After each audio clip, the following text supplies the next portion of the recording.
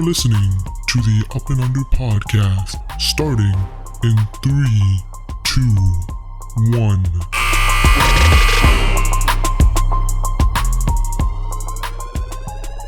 Yo, what's up, guys? Welcome into the Up and Under podcast. I'm your host, Hani. Joined with me remotely is Zeeshan. Yo. Alright, man. So, right off the gate, we just want to apologize for not having an episode posted last week. We are actually re-recording this episode that we recorded, just didn't get the time to edit it because clearly I moved, so didn't have a lot of time to edit the episode. So we decided to re-record it just to make things a little bit more current for you guys. But we're back to your regularly scheduled programming, going forward. But on this week's episode, we're approaching the trade deadline, and there's going to be a lot of movement. So stay tuned for next episode where we're gonna break down all the trade and hopefully the madness that's gonna happen. Although it slowly has started to take place, honestly. We'll get into some of what's happened already, but hopefully it is a content-filled episode next week. Yeah. But again, based on how the season is going, you never know, right? Yeah, honestly. Maybe nothing happens. Yeah, also because of COVID and quarantining and stuff, we really don't know how trades is going to go down. But we decided to focus more so on the coaches rather than the players, because again, we all know that underperforming players are going to be candidates to be traded. But there are a ton of coaches who are underperforming and could very well be on the hot seat, either now or heading into the off season. So in this episode, we wanted to break down a few coaches that we believe are on the hot seat as of right now. So yeah, for sure. And again, as Hani said, it's not necessarily that we think they could be fired right now, but just that they're on the hot seat, and if they don't get fired right now, potentially going into the off season. Or, maybe we believe that they won't be fired anytime soon, but there's no question about, the lack of security surrounding their situations, I can say. Yeah. So starting off with, one of the worst coaches in the NBA, in my opinion. Oh, and also we did this episode kind of based off of our last episode, where Hani called it a hit list, my hit list, yes, which I don't believe. I don't say it's a hit list because I just legitimately think it's gonna happen. So I said before the season that Lloyd Pierce was gonna get canned, probably around the middle of the season, and I was spot on, right? Who else did I say? I think Ryan Saunders. Ryan Saunders. I said he was gonna get canned. I was right about that. And then I said Scott Brooks and this guy right here, Luke Walton, were going to get canned, at least by the end of this season. So, Luke Walton, he's gone 47 and 65 over his 2 years in Sacramento. That's a 42% winning percentage. Not great. His offense has been okay. Even this season, actually, they've been a top 10 offense for the majority of the season. But the problem with him has been his mediocrity on defense, or even worse than mediocrity, his terribleness on defense. So last year, his first year in Sacramento, they were the 20th ranked defense, which is bad. This year, they're ranked the 30th ranked defense, which is dead last in the league. So there's a reason why they're the 13th seed right now. Last year, they were the 12th seed. This year, they're the 13th seed, right? There's a reason why they're the 13th seed. And it's not because of their offense, because their offense has been great. It's solely because of their defense. And we're going to talk about this issue with the next guy as well, that Hani is going to bring up. Again, defense, no matter what you want to say about, it's slipping in today's league, which, again, it's a disproven theory. That's just, that's just people who don't understand what defense is today that say that. Yeah. But again, that's a different discussion. Yeah. There's stuff about like offenses of advanced past defenses, which again, valid statement. Defenses, people say, defense isn't valued, but this is exactly why defense is still very valued. It is one half of basketball, right? one half is offense, one half is defense. It's been that way since basketball was invented. It's gonna stay that way until basketball, well, whenever, I don't know, whatever happens with the world, right? So, Luke Walton's been terrible on that side of the ball. And that's a major reason why the Sacramento Kings have sucked for the past 2 years under his leadership. Then you get to some of the stuff in the locker room where he's had issues with players such as Buddy Hield, such as Marvin Bagley, though again, Marvin Bagley's situation is more of his father than Marvin Bagley himself. But there is some tension, I would say, there. Specifically with Buddy Hield, it was the botched Buddy Hield Bogdanovich situation from last year, right? Where they completely botched it. And then essentially, you drafted a good young player in Bogdanovich. I don't know if they drafted him, but they had him. And you were kind of forced to just let him go for nothing, right? And then not to mention the fact that you had him clash. Well, Buddy Hield clashed with Bogdanovich, right? In terms of their roles. And Luke Walton was not able to do anything about it or, relieve the tensions. So Luke Walton on that front hasn't been great either, on the court and then off the court. But I think this is going to be a theme with a majority of the guys on this list. And that's the fact that the responsibility, no matter how much I bash Luke Walton, 100% of the responsibility I can't delegate to Luke Walton because of the fact that Luke Walton is just on a terrible franchise. Sacramento has been a garbage fire, dumpster fire, has been a garbage franchise for the last approximately 15, 20 years, right? Let's be real. They haven't made the playoffs in, was it 13 straight seasons, something like that? It's been a long time, man. They have the longest, losing streak ever, or currently, I mean. Sacramento's being a garbage franchise, right? Which is why I can't put 100% of the blame on Luke Walton. I mean, look at what his team is right now. Besides De'Aaron Fox and, Buddy Hield and Tyrese Halliburton, and, well, Harrison Barnes being pretty good and Rashawn Holmes being pretty good too. But, Harrison Barnes and Rashawn Holmes are closer to the average category than they are the star category, right? And, you can say the legitimate, the only star on the team, the only guy that's been definitely above average is De'Aaron Fox. Now, I'm not going to talk about Tyrese Halliburton because he's a rookie, right? It's his first year. But aside from that, what else has, previously Vlade Divac given Luke Walton? What is, the current management doing right now? Nothing. Vlade Divac gave up, passed on Luka Doncic because he had beef with his dad. Like, seriously, bro, that's literally what the Sacramento Kings are as a franchise. That pretty much sums it up. So I can't put 100% of the blame on Luke Walton. But I will say this. Luke Walton, I think, I said this from day one too. He was not supposed to be hired for the job, right? I thought he was underqualified for the job. I never saw him as being that good. His one, star on his resume in terms of his coaching career was that stint in Golden State where he took over for Steve Kerr when Steve Kerr missed, was it 50-something games or whatever it was during the 2016 season, right? Yeah, so like he's never been a good coach. I never saw anything myself that made me believe that he was a good coach, especially with his tenure and with the LeBron, obviously, and that year did not go well.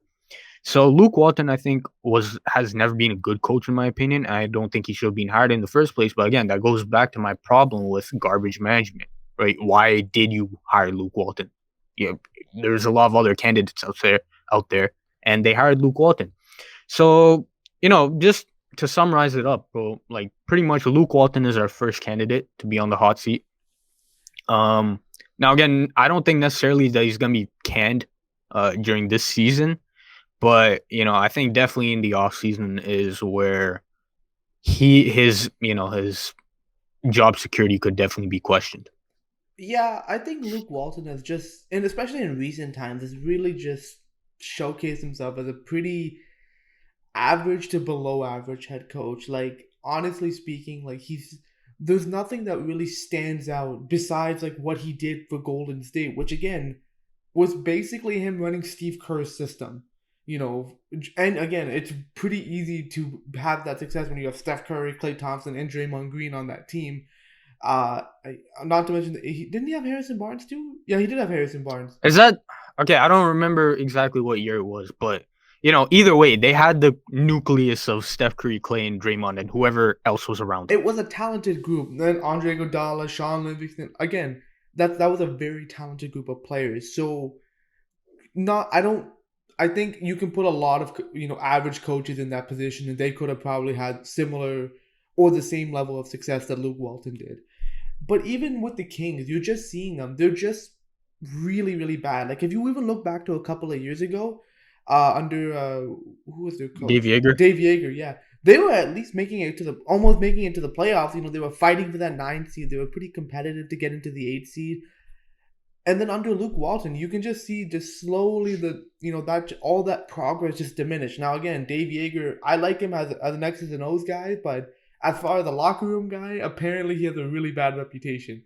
There's a reason why he doesn't have a job or a head coaching job. Exactly. Right? But again, the Kings were making progress, and the fact that Luke Walton hasn't improved that situation is very telling as to how he is as a coach. And again, you were talking about the defense, and I'm gonna talk about this with the next guy as well. But defense is so important in this league. And we're seeing it now as Raptor fans, especially with how poor our team is playing. Is like the fact of the matter is that it all starts from the defensive end. If you can't stop a team from scoring, you're in no position to win a basketball game, and that's really where the Kings are. I mean, they have some nice young players. I like De'Aaron Fox. Tyrese Halliburton has been a revelation. Amazing, like that. Amazing. He's a very, very good player. Who's gonna get a lot better? I mean, unless the Kings corrupt him, which jury's still hopefully not. Jury's still out on that one. Marvin Bagley has shown flashes again, but we've seen what Buddy Hield can do. But again, it just comes back to Vivek Ranadive and his management of the Kings organization. It's just been poor for a very long time.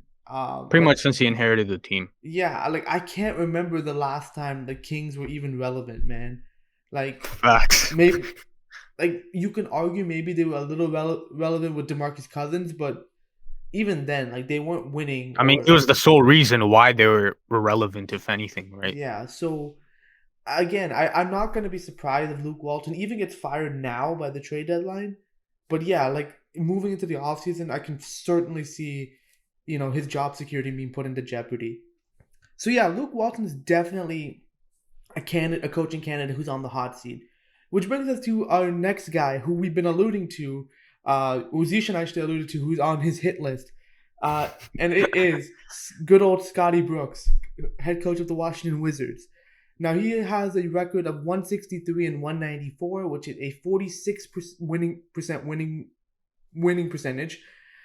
And again, now Scott Brooks has been the coach of the Wizards for the last 5 seasons, believe it or not. And again, I had to look that up. I didn't know he was. Time flies. Yeah, like he got hired back in 2016 to be the coach of the Wizards, and it has not been a great tenure to say the least. Now, again, the Wizards as of recently have been doing pretty well. I think Zeeshan brought up this stat while we were making the notes, or like editing our notes, was that the Wizards are actually 7-2 against the top 6 teams in the Western Conference, which is surprising considering they are currently the 13th seed in the Eastern Conference.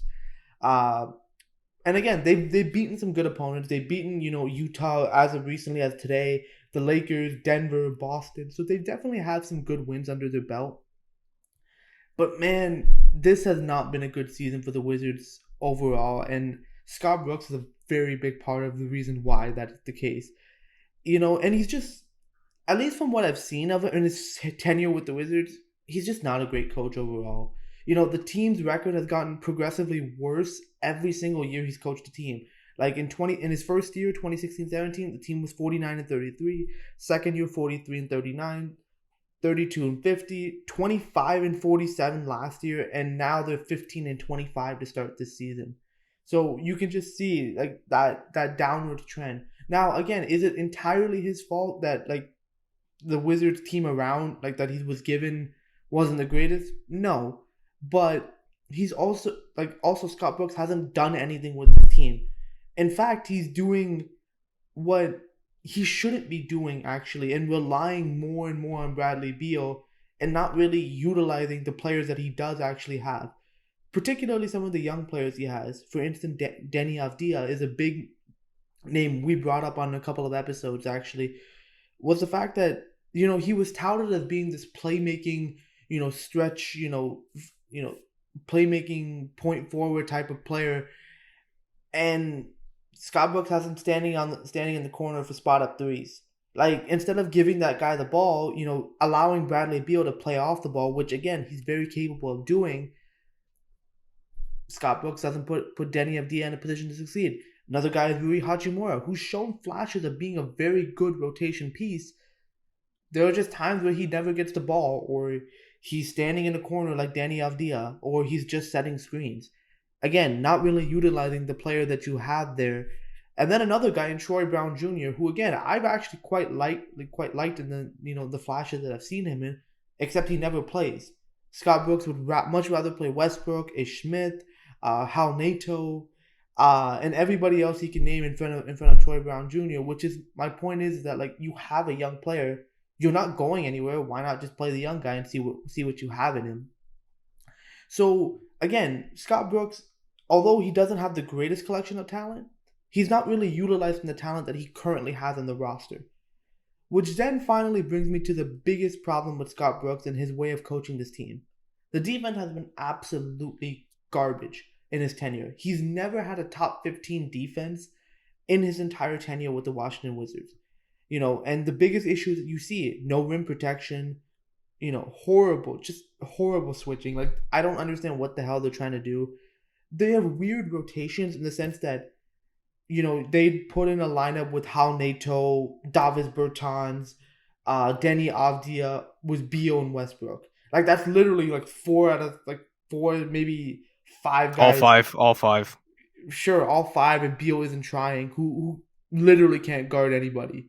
So, just weird combinations like that. And then just no effort. Now, I get it, the Wizards have been a kind of pathetic and run-of-the-mill franchise, but, there are just times where the Wizards just don't try. And that, although, again, some responsibility has to be put onto the players, but it's the coach's job to energize their team and to get them to play hard each and every single possession. So, yeah, the bottom line with Scott Brooks is he hasn't developed any young players. He hasn't shown any growth with this team, and the team has gotten worse during his tenure, which to me is the trifecta of it's time to let him go. It's time to fire Scott Brooks. Yeah, man, like you said, it's been 5 seasons, right? Yeah. Like, I didn't even realize that until you said it. Time flies, right? 5 seasons. Listen, man, like, I've had my criticisms of coaches, even when they're like in year 3, right? Luke Walton, for example, like, he's in year 2. Scott Brooks is in year 5, right? So that's a completely different ballgame. Yeah. I was on Reddit recently, and I saw like a Wizards fan ranting about how garbage the Wizards were and how like pathetic Scott Brooks as a coach was. I think the thing that they pointed out pretty much summarizes Scott Brooks. And he was breaking down the Wizards versus the Grizzlies game. And in order to blow that game wide open, the Grizzlies went small with Brandon Clark at the center spot. What did Scott Brooks do? He put Robin Lopez in at the center spot. And he put like Davis Bertans at the power forward spot. And, the Grizzlies demolished the Wizards in that fourth quarter. And that pretty much sums it up. Like, first of all, Robin Lopez is not a good center, at least in this stage of his career. At least at one time he was like an average center, solid. At this stage of his career, he's not doing anything, right? So first of all, you put in Robin Lopez. That's already a problem, right? But then you're doing that to match up with a guy like Brandon Clark, who can run up and down the court, right? He's shown the ability now in his second season to at least, decently space the floor a little bit. Still not great, but he can do it a little bit. And then obviously you have him as his primary function is a lob threat on offense, right? Crash boards, rim runs. Robin Lopez is not going to be able to defend and move his feet in space. So why would you make that decision? The answer is nobody knows, right? Scott Brooks probably doesn't know himself. That was probably like a situation that summarizes Scott Brooks entirely. One more thing I'll add about Scott Brooks is he got this Wizards job because of what he did in OKC. And the Wizards front office had hoped that he would be able to replicate his success in OKC in Washington. The problem was, and we saw this in the latter stages of his OKC tenure, he was just not good, bro. The only reason why OKC was good because they had guys like Russell Westbrook, Kevin Durant, James Harden, Serge Ibaka, right? They had a very good overall team with a lot of talent. They were one of the most talented teams we've ever seen. Also, And Washington brought him in to potentially recruit Kevin Durant to Washington. exactly that too. And Washington wanted him there to be able to try and replicate what he did. The problem is he really did not do that much. And you can see this even in his OKC days. Famously, what was the OKC offense, right? Give the ball to Kevin Durant, let him ISO and try to make a jumper. Give the ball to Russell Westbrook, let him attack the rim, right? And Kevin Durant in his whole burner situation, that's pretty much what he said, right? Obviously, he went about it the wrong way, but what he said was pretty valid. He wasn't wrong about what he said. And that pretty much, again, summarizes Scott Brooks as a coach, where for me personally, I've never seen anything great from him. I've never believed that he's been a good coach. And the mark of a good coach is being able to get the most out of his team. And Scott Brooks has definitely not gotten the most out of his team for the past 5 years. There's no way a team with Russell Westbrook and Bradley Beal, a team with John Wall and Bradley Beal, should have been as bad as they are, or should be as bad as they currently are. There's no way they should. Give this team to Greg Popovich. We'll see them do some real work. Give this team to Nick Nurse, Brad Stevens. They'll be much better than they are right now, for sure. And that's Scott Brooks' problem, which is why, as you pointed out, I have to say I think he might be gone this offseason. But again, with the historically, Washington's management has not been that type of front office. And, they've had their issues, which is why they've been garbage pretty much since, I don't know, the last time they won a championship, which is when they were named the Bullets. So, and that was in the 70s. Just free Bradley Beal already. Facts. So yeah, definitely Scott Brooks, we would say, is on the hot seat and could be fired pretty soon. The next guy, I don't think we can say he's going to be fired pretty soon. Actually, he's not going to be fired anytime soon. But in terms of our discussion of who's on the hot seat, this guy, even though his situation is definitely the most different compared to everyone else on this list, he is still on the hot seat for a variety of reasons, different to what the other guys on this list are. And I'm talking about Mike Budenholzer. Now, Mike Budenholzer, he's led his team this season to the third spot in the Eastern Conference. They currently sport a record of 26-14. Again, for those who don't know, I'm talking about the Milwaukee Bucks. Now, Mike Budenholzer, I'm not gonna go, talk about him too much, because of the fact that we've talked about him a lot, and second of all, everyone else has talked about him a lot. He's being talked about to death. And I'm just gonna summarize pretty much what the conversation with him is and why he is, on the hot seat. And that's because of the fact that he's a great regular season coach. We've seen what he's done with the Milwaukee program. Before he got there 2 years ago, 3 years ago at this point. Yeah. Before he got there 3 years ago, Milwaukee was a middle of the pack, 6th seed, 7th seed kind of team. And he automatically vaulted them into legitimate championship contention. He brought them to top 5, or I think they were top 5 in both offense and defense in the first year. Something like that. Definitely top 10. So he vaulted them into elite category, right? Where they were a historically great team, both the first year and the second year. Unfortunately, his problem is his playoff performance, right? Again, he makes no adjustments. He's very stubborn to his system to a fault. And we know in the playoffs, coaches have to be able to adjust on the fly, in between quarters, at timeouts, at halftime, in between series games, right? You have to be able to adjust. Otherwise, you're not going to win in the playoffs. We saw this firsthand with a guy like Dwane Casey, who, spoiler, we're going to talk about a bit later. Mike Budenholzer is very stubborn. He doesn't make any adjustments in the playoffs. He has weird rotations that he mismanages. We saw this in against Toronto and against Miami. Runs random 11-man rotations in the playoffs. For example, when he was playing like Pat Connaughton like 28 minutes last season against against the Miami Heat, right? He runs the same Giannis system, right? Barely any off-ball movement, barely any Giannis pick and rolls, no Giannis post-ups, right? Again, Giannis isn't great at post-ups himself, so I won't fault Mike Budenholzer for that. But it's the system of give the ball to Giannis at the top of the key, everyone space out for him, and let him try to put his head down and attack the paint. That works in the regular season. It doesn't work in the playoffs, especially if they're matched up against a team that can, legitimately defend that action. Toronto, Miami. And then finally, on defense, they give up a bunch of threes famously, right? And they continue to do that in the playoffs, even when it's not working. They keep running their traditional drop coverage with their big men. And we saw Miami especially, bust this defense wide open. Miami was tailor-made to beat that defense because they did not miss. You had Jay Crowder shooting like 80%, Lights right? out.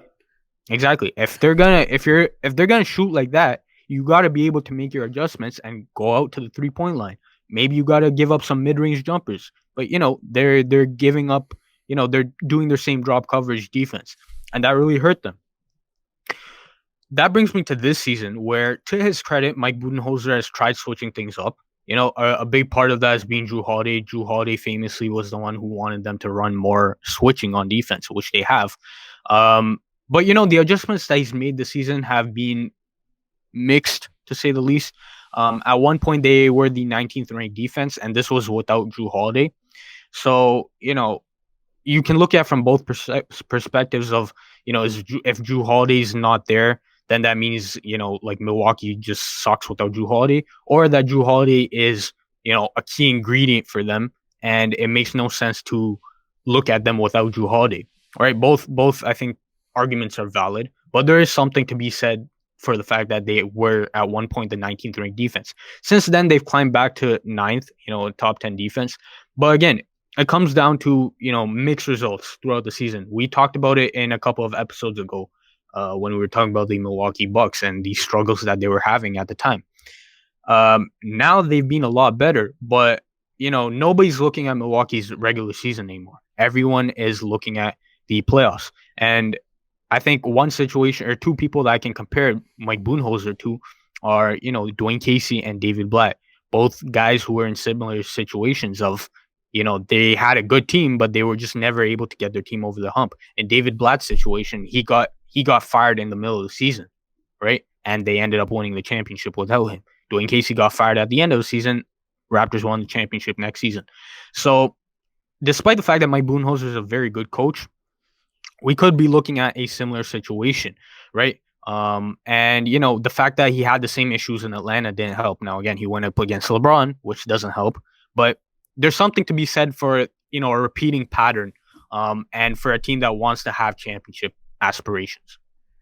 Yeah, I think you nailed it with the comparison to Dwane Casey and David Blatt. Was just the fact that Coach Budenholzer is great at doing one thing, and that's instilling a culture and bringing out consistent winning. He's able to, get guys to play hard. He's able to, develop players. He's able to, just cultivate a system and a culture, which is exactly what Dwane Casey did for Toronto.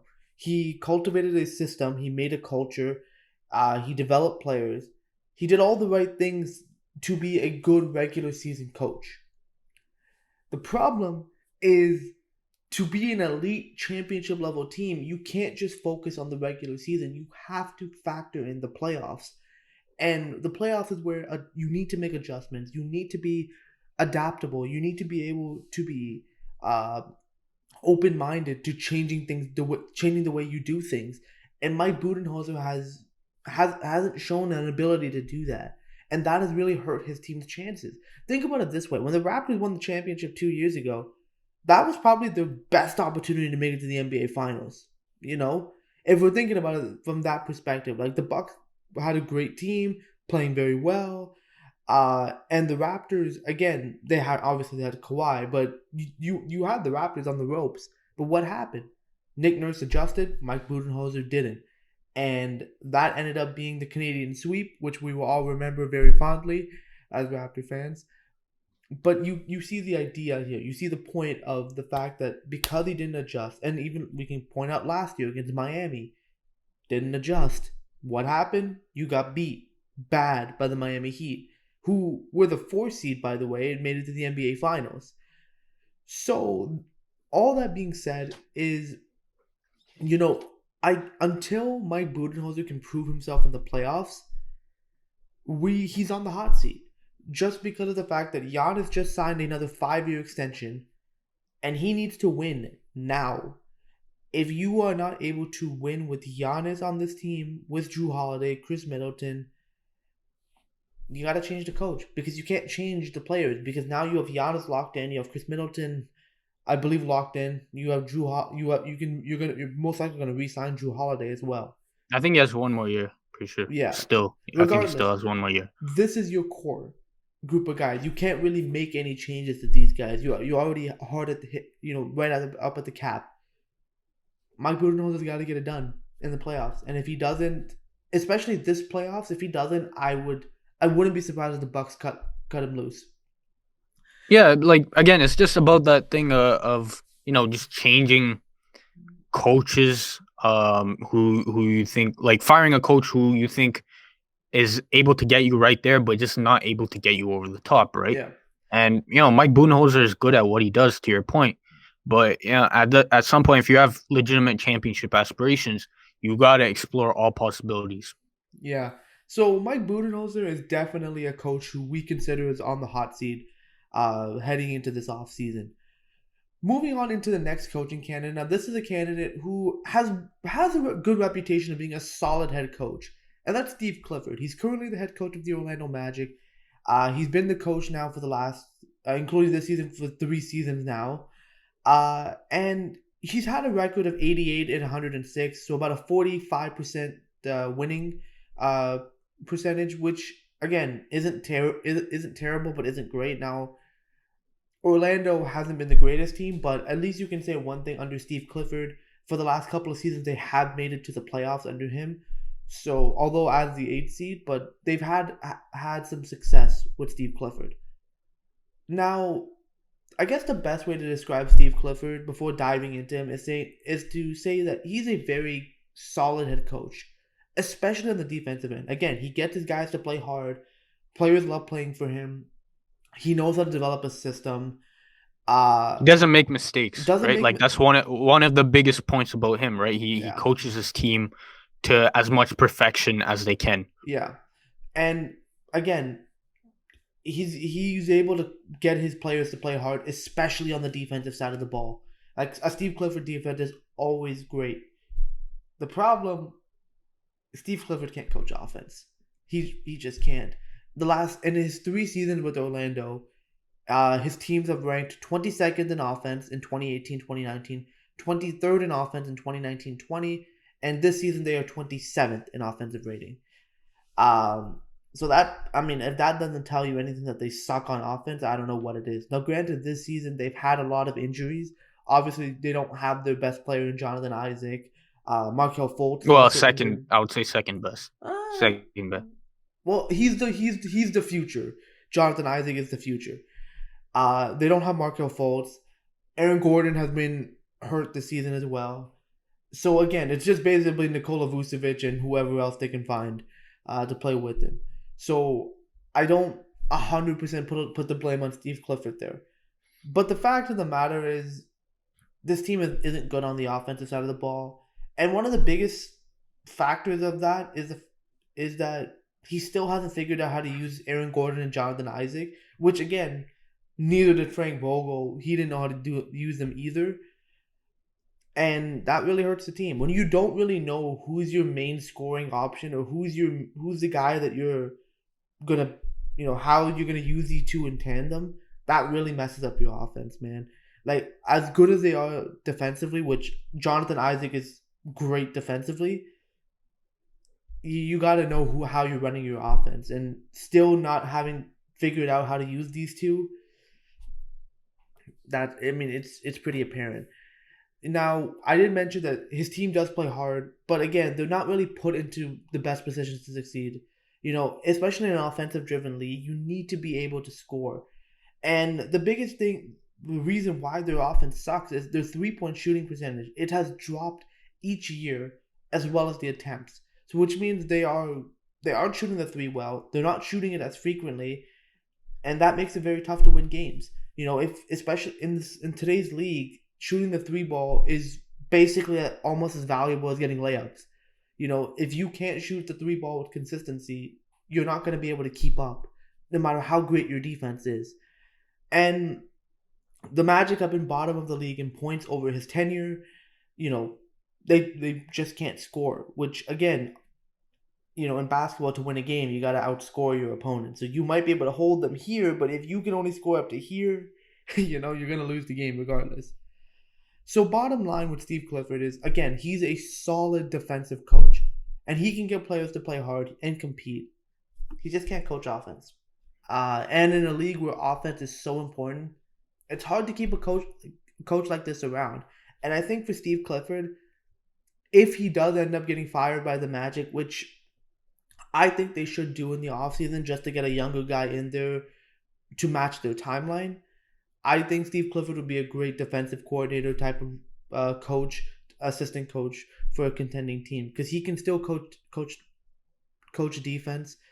He just can't coach offense, especially in this modern NBA. Yeah, I mean, I think you pretty much nailed it for Steve Clifford, right? One of the more respected head coaches in the league. Like, again, I'm going to cut some slack for Steve Clifford because of the fact that if you look at his roster, he's never been really given that many options or tools on offense. Like, you look at them for the past couple of years, and they're very one-dimensional offense. Point of fact that, like, their only dribble, shot creator on the team has pretty much been Evan Fournier for the last couple of years. Their only, quote unquote shooter on the team has been like Terrence Ross. And then aside from Nikola Vucevic and aside from those two, you're not really getting any scoring production or consistent scoring production from anyone else, right? Aaron Gordon is up and down. Jonathan Isaac is still obviously a bit raw on the offensive side. So yeah, other than that, you're not really getting much offensive production from anyone else. And again, to my point previously about some of the other guys on this list, bad management has something to do with it. Management kind of screwing the coaches over has something to do with it. But Steve Clifford, as a head coach, that is his responsibility to get the most of his guys. Fortunately, he hasn't been able to do that. He kind of had the same issues in Charlotte. Right now, again, Charlotte wasn't the greatest team either, but I think pretty much what you said. Right, he's one of the more respected coaches in the league. He's one of the more respected voices in the league. He's good at what he does. Right, he's good at his defense. He's good at instilling turnover-free basketball. He's not great at coaching the offensive side of the ball. Put him on a team on a bench as an assistant coach, as a defensive coordinator kind of role, and I think you could really see him be successful and help a team, compete and win a championship. So, yeah, again, like Steve Clifford, nice guy. I think universally respected. But, Orlando's probably going to have to get someone new, just get a new voice in there and get hopefully some creativity, a coach that can provide some spark on offense.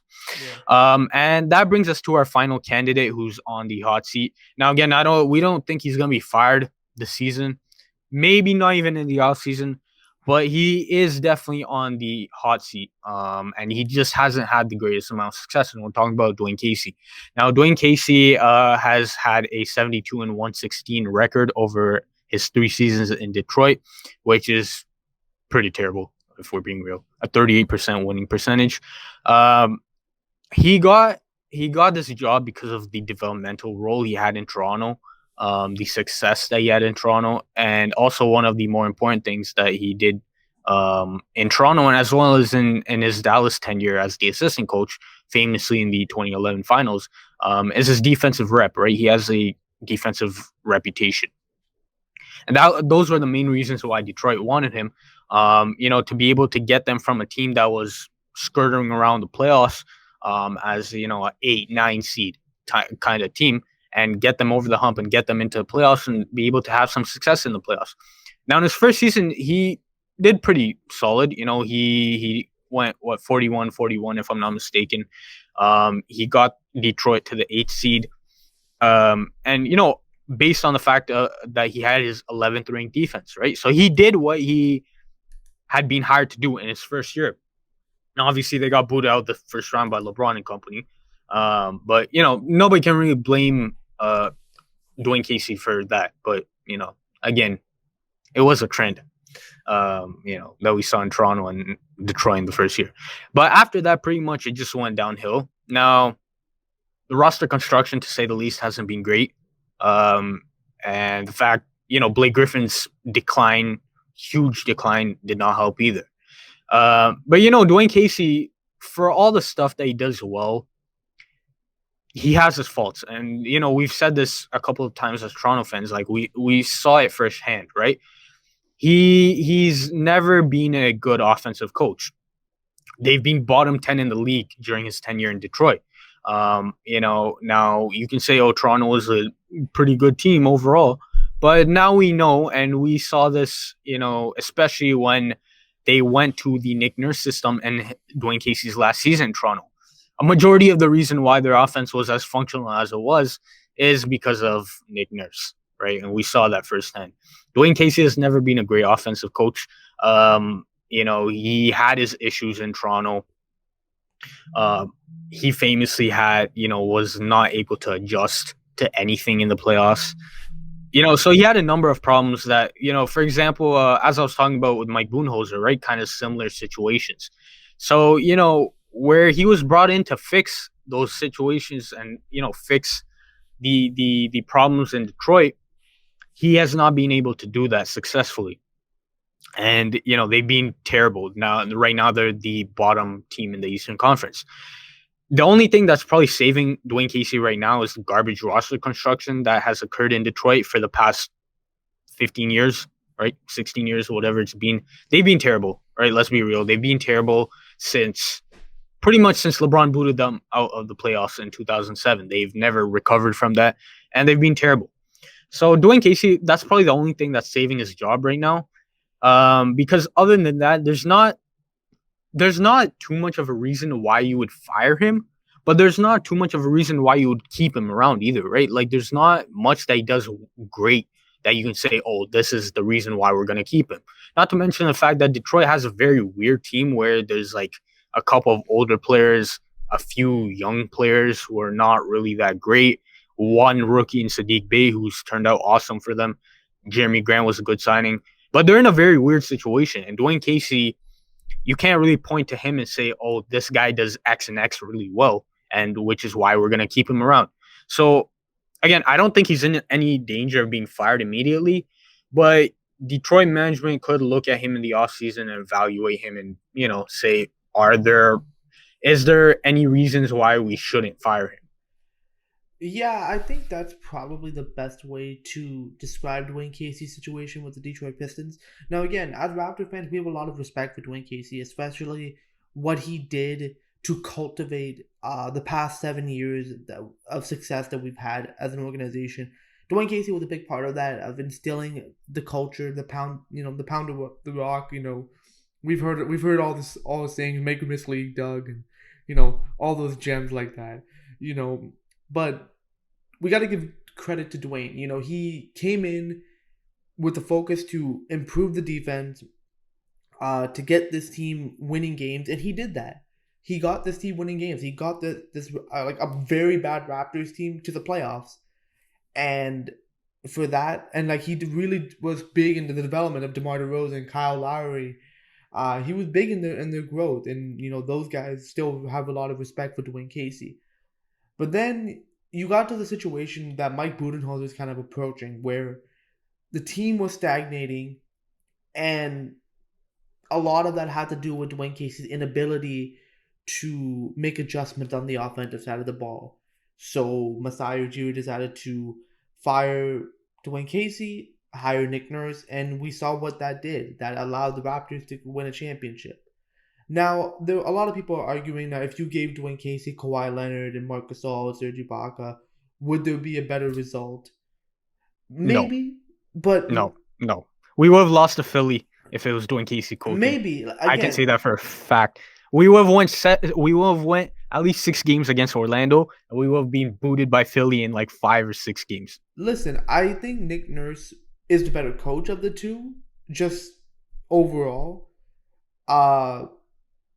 So I from that point of view, I don't think Dwane would have as much success as Nick did. But again, we wouldn't know. There's no way for us to know how that would turn out. And Dwane got the job with Detroit, which again, he did well in his first season. But since then, the terrible roster construction in Detroit has just really made it a very shitty situation for them. Now they just torched the Raptors last night, which doesn't help. Bro, the Raptors suck right now anyway. So. They do. But I mean, Sadiq Bey he's a player. But again, you have guys like Jeremy Grant, who again seems like a good signing. But what else do you have? You don't have a ton of draft capital. You're kind of like in a bad situation with the cap. So it kind of comes back down to what you were saying, where is there a reason to keep Dwane Casey around past this season? I think personally, for not only for Dwane Casey, but for the Pistons, it's in their best interest to kind of part ways. The Pistons should go for a younger guy who fits their timeline, a guy who they know they can give time to develop. And Dwane should get an opportunity to go win another championship. It's been like, a decade since he won the championship with Dallas? I think Dwane should have a chance to go compete for a championship again. Whether that be as an assistant, which most likely would be the case, but I think it's in their best interest to part ways. Yeah, it just comes down to the fact of, like, is there a reason to keep him around? Yeah, exactly. Is there a valid reason to keep him around or fire him? And it just comes down to the fact that, it's just it's a weird situation, and right? Again, Dwane is a solid coach, and we're not bashing him as he's just like Steve Clifford, very well respected. Again, one of the very few African American coaches in the NBA coaching, and he's still a solid coach. Like, players still like playing for Dwane Casey, but it's just gotten to the point now where his style of coaching is kind of becoming outdated. Now, credit to Dwane, has done things, made some strides to improve himself. But yeah, it really comes down to, should Detroit move forward with him or not? Yeah, like Detroit's they're in a different situation than what they hired Dwane Casey to be in, Exactly, right? yeah. They hired him to get them to the playoffs and make some noise in the playoffs. And now they're in a completely different situation. So I think in that case, at that point, you kind of gotta see what you can do with another guy. Yeah. So those were the coaches that we feel are on the hot seat heading into this offseason. Definitely let us know what you guys think. Do you agree or disagree? What coaches do you think are going to be on the hot seat? Whether or not it'll be a coach on this list or another name that you feel we should have talked about in this episode? Definitely let us know. Which brings us into the up and under segment to end off this episode for this week. First off, we have some old news, obviously, from last week when we recorded the episode, but we didn't give our reaction to it, so we want to bring it up in this episode. So are you up or under on the Brooklyn Nets signing another player? Because again, they need every single player to win a championship. They signed Blake Griffin after Blake Griffin was bought out by the Pistons, where he gave up $13 million to facilitate a buyout with the Pistons. I'm under on it. I hate it. Loki. I mean, not Loki. I hate it. Obviously, I don't want Brooklyn to get any more players. But I'll let you take this. Because obviously, you got a couple of thoughts about it. Look, so last time we recorded this, I went on a huge rant about this, and I'm still gonna do it because how many damn players does Brooklyn need? Like, it's just at this point now where it's like, okay, Blake, you wanted to win a championship. Did you have to go to Brooklyn with KD, Kyrie, James Harden, DeAndre Jordan, and whoever else, Joe Harris, all the other guys they have in that team. Did you really have to go to that team? Like, seriously? You could have gone to the Lakers, who would have loved to take you. You could have gone, even gone back to the Clippers, which, again, I don't know if that could have even worked, but it's an option. But no, you chose to go to Brooklyn. Hell, you could have gone to the Bucks, and I still wouldn't have said shit. But, like, it's even from that standpoint of, like, Brooklyn even went after him. Brooklyn was like, yeah, no, we want to go after you. Which is, like, to the fans, it's just a big, like, oh, screw all of you. Like, because, like, we're just going to get every single player and pretty much guarantee to win the East. I think I can pretty much say that at this point in time. If all these guys are healthy, I can guarantee Brooklyn Nets will win the Eastern Conference. Like, I don't know what else to say. I mean, I still have. I'm still debating whether between Philly and Brooklyn, but yeah, to your point, like Blake Griffin. Again, I can't fault the team for doing it because the team is gonna do what's best for them, right? But it just makes for a more diluted and like a worse product to the fans, right? That's the crux of the situation, right? Like for the fans, it's not great, and the main customer is the fans. So Blake Griffin going to Brooklyn does not sit well with, I think, most fans of the NBA. Not to mention the fact that now they're trying to get guys like they were trying to get Andre Drummond. Now they're trying to get JaVale McGee. Now they're trying to get They also want JJ Redick too. Yeah, bro. They're like, it comes down to the fact that, like, bro, they're trying to get like everyone. Like how much more stacked are you trying to get? So like to beat a 36-year-old. Exactly. Like it's the whole discussion of like the whole player empowerment era and like this whole super team era and whatnot. Like we've had this discussion before. We've talked about it plenty of times. We're going to talk about it again sometime in the future. It's a different topic, but I think for both of us, we can both say as fans of the league, as fans of the sport, we're not particularly receptive to this move. So next up, we have some trades. The first trade we have is probably the biggest one to date this season. And it is the Houston Rockets Milwaukee Bucks trade, where the Rockets receive DJ Augustine, DJ Wilson, a 2023 first round pick, and also they can swap their 2021 second round pick for Milwaukee's 2021 first round pick, as long as it doesn't fall within the top 9. On the other hand, Milwaukee Bucks received PJ Tucker, Rodion Kurucs, and a 2022 first overall pick, or first round pick, sorry. And in a subsequent trade, the Bucks traded away Torrey Craig to Phoenix for cash considerations. So are you up or under on this whole trade, particularly PJ Tucker going to the Milwaukee Bucks? I'm actually up on it. I think because PJ, obviously, we speculated in our last episode, so definitely check that out if you haven't done so, that PJ Tucker was going to be one of those players who's going to be on the move by the deadline. He wanted out. He wanted to go to a contender, and the Bucks are a clear contender. And again, he really fits Milwaukee in the sense that he's a guy who can play defense, can guard multiple positions. He's a good floor spacer for Giannis. You put PJ Tucker in the corner, it's automatic for PJ Tucker. So, well, I mean, minus this season, but hopefully he can revive it. I think he will revive it. Again, he's automatic from the corner. So again, getting PJ Tucker for the Bucks is pretty good for them. Then, not to mention the Rockets. Again, they get DJ Augustine and DJ Wilson, which the Bucks finally got rid of DJ Wilson. Well, I mean, he technically they got rid of him in the beginning of season in the Bogdanovich trade, but that fell through. I was so happy then. I just don't like him. I don't like him. But regardless, I mean, although the players are kind of meaningless for the Rockets, the fact of the matter is they got another first round pick, and they're able to swap a second round pick for a first rounder. It's not bad for the Houston Rockets. I think if they do get that, they would have 3 or 4 first round picks in this draft, something like that. They have something pretty insane like that. So it's not a bad trade for both sides. Again, is it the best return Houston could have gotten for PJ Tucker?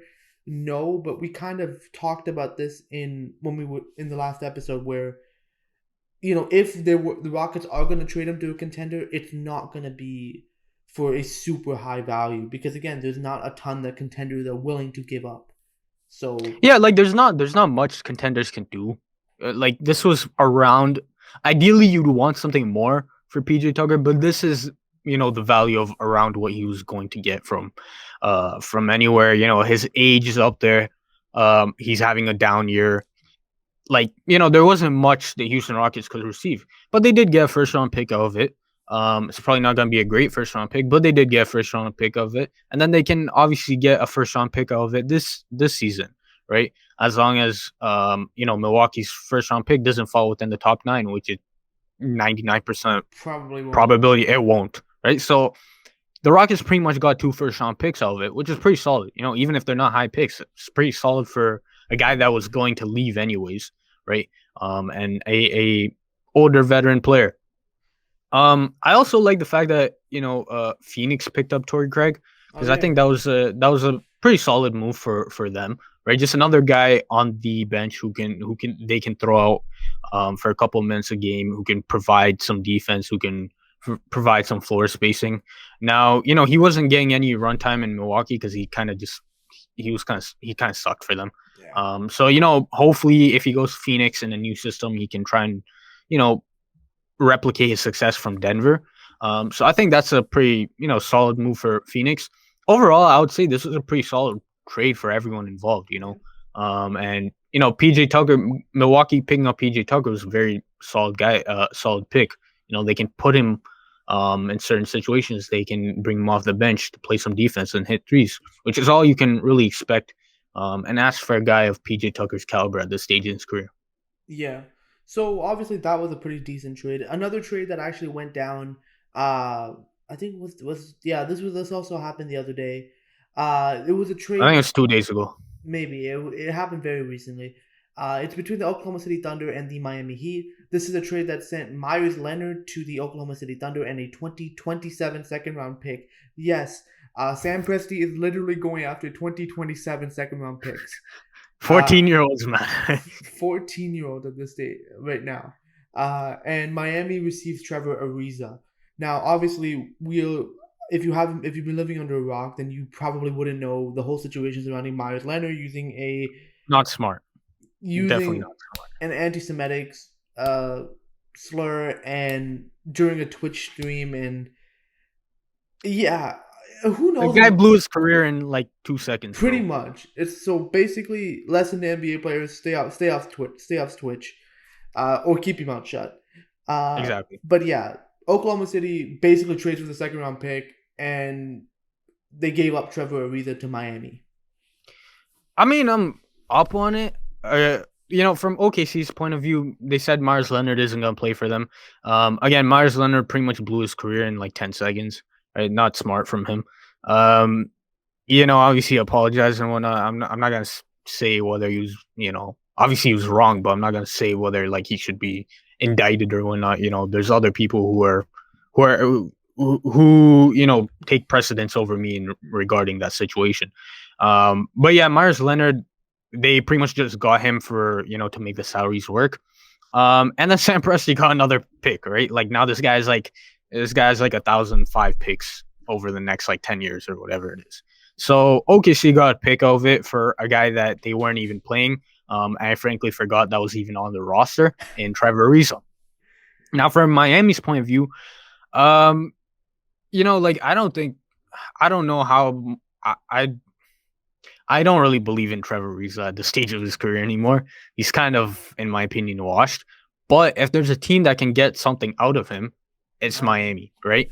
And him, if they can throw him out there for a couple of minutes as a 3-and-D guy, kind of replicate what Jay Crowder did for them last season, because that's probably one of the main issues they've had is trying to replicate Jay Crowder's production from last season. So getting a guy like Trevor Ariza, I think at this stage for Miami is the most they'll be able to probably do. So I think it's pretty much a low risk, high reward kind of thing for Miami. So I think for them, it's a pretty solid deal. But again, I don't really have that much faith in Trevor Ariza at this stage of his career. Yeah, I mean, even if Trevor Ariza can replicate like 60% of what Jay Crowder brought, I think that'll still make this a decent trade for Miami, who have literally completely turned their season around and are now the four seed, because that's how crazy this NBA season is. Because Miami started as 13th and they up to 4, insane. But yeah, getting Trevor Ariza is not a bad thing for Miami, and Oklahoma City got a second round pick. So yeah, you get a second round pick with Trevor Ariza, so it's not bad. Exactly. Yeah. And finally, for our final point of the up and under segment, we have our final trade that we're going to discuss, and this happened around 5 days ago or something around that time. And it was a deal between the OKC Thunder and the Detroit Pistons. The Oklahoma City Thunder receives Svi Mikhailuk and a 2027 second round pick. And Detroit received Hamidou Diallo. So, are you up or under on this trade? I mean, I'm kind of indifferent.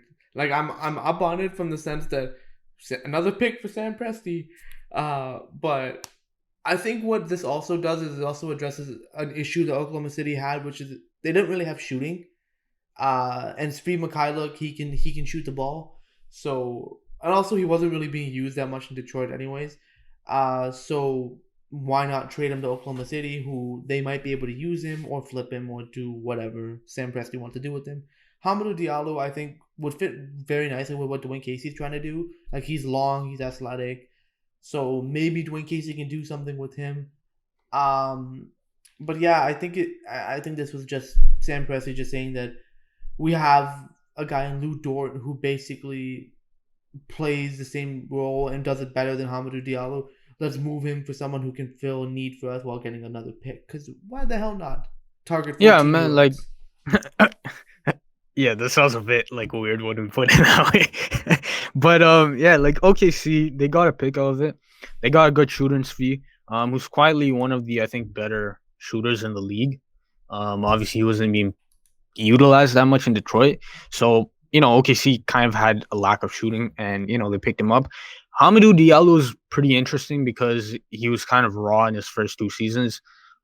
This season he's taken that breakout step, and he's been quietly one of the Thunder's better players.